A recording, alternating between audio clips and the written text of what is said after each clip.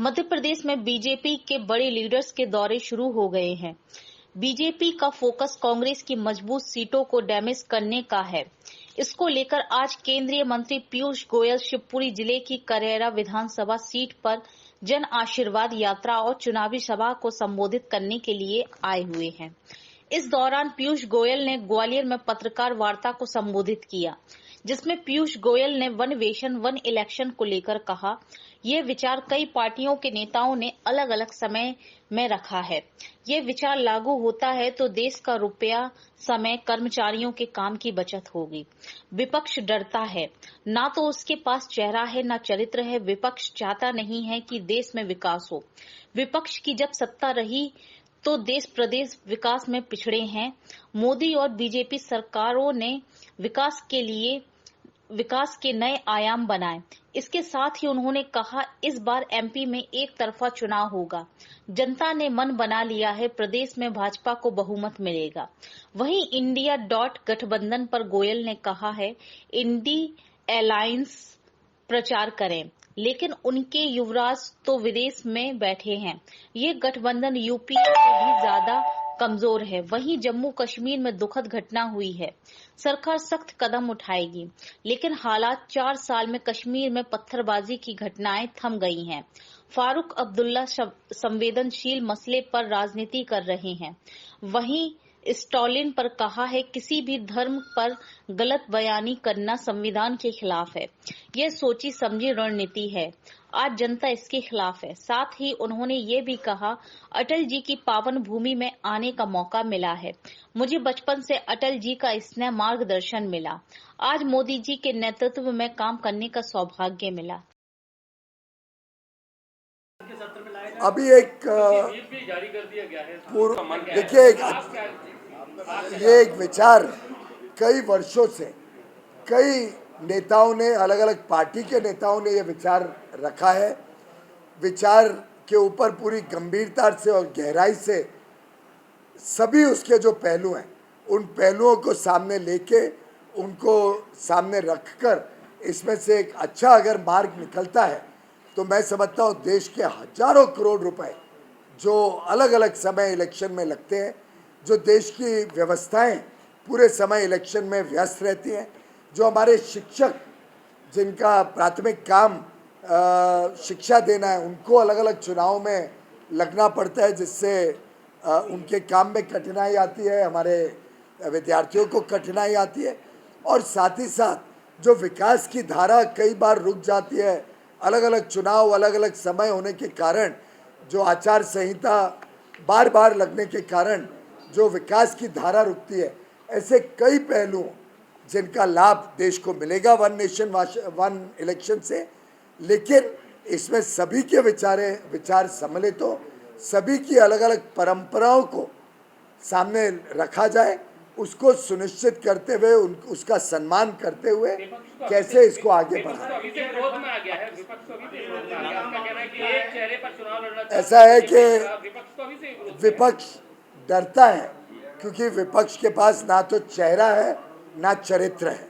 विपक्ष चाहता ही नहीं है कि ये देश में तेज हो विकास की धारा, और विपक्ष के काम का तो हम सब ने अनुभव किया ही है।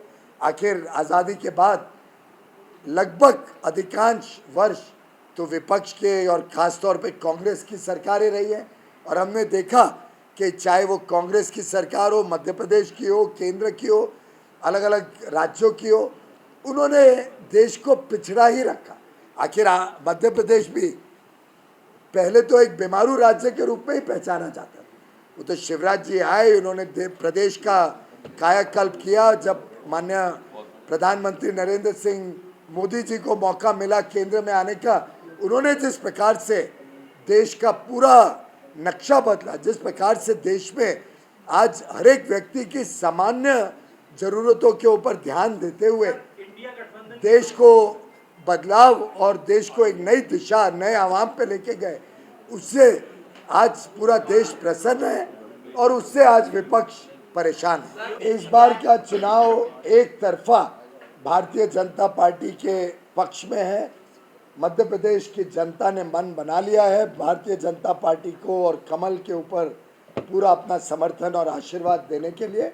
और मैं समझता हूँ फिर एक बार नई ऊंचाइयों पे भारतीय जनता पार्टी की विजय मध्य प्रदेश में निश्चित है। वैसे गठबंधन तो इंडी गठबंधन है ना, इंडी गठबंधन है। आप इंडिया भी बोलते हैं और फिर अलायंस भी ऐड करते हैं, ये तो इंडी अलायंस है ना। तो इंडी अलायंस के लोग जरूर प्रचार करें। और हमें तो सबको ताज्जुब हो रहा है कि यहाँ चुनाव चल रहे हैं, यहाँ लोग चुनाव में सब व्यस्त हैं, चुनाव का माहौल है, और उनके जो युवराज नेता हैं वो तो विदेश में बैठे हैं। वो तो एक आध कार्यक्रम दिन में करते हैं, वो भी 2 दिन पहले तक कर रहे थे, आजकल तो पता ही नहीं कहाँ है, लापता है। तो मुझे लगता है इस गठबंधन की तो जो हालत है वो आपने कल देखा, ये तो यूपीए से भी ज्यादा गड़बड़ है। इंडिया हो या भारत हो, हमारे संविधान में दोनों शब्द है, और संविधान के हिसाब से आप हिंदी का संविधान खोलेंगे तो उसमें लिखा है भारत, दैट इज इंडिया। अंग्रेजी बोलते हैं इंडिया, दैट इज भारत। अब बताइए मध्य प्रदेश की जनता कौन सी भाषा ज्यादा समझती है? भारत की जनता अधिकांश कौन सी भाषा ज्यादा समझती है? वो भारत समझती है, हम भारत इस्तेमाल कर रहे हैं। मुझे लगता है हमारा संविधान ये किसी को भी अधिकार नहीं देता है कि किसी और के धर्म के ऊपर इस प्रकार के बड़े ओछे और घिनौने बयान दिए जाए। ये पूरे भारत के संविधान के खिलाफ है, और मैं समझता हूँ ये मानसिकता ही इस गठबंधन को पूरी तरीके से ध्वस्त करेगी। भारत के लोग इस प्रकार के घमंड को, हमारे धर्म के ऊपर जो आहत पहुंचाई है यूपीए और उनके सहयोगियों ने, इंडी गठबंधन के दलों ने, और जिसके ऊपर वो खुद अब परेशान है कि कौन उसका समर्थन करे, कौन उसकी आलोचना करे, पूरी तरीके से उनके बीच में हलचल मची हुई है।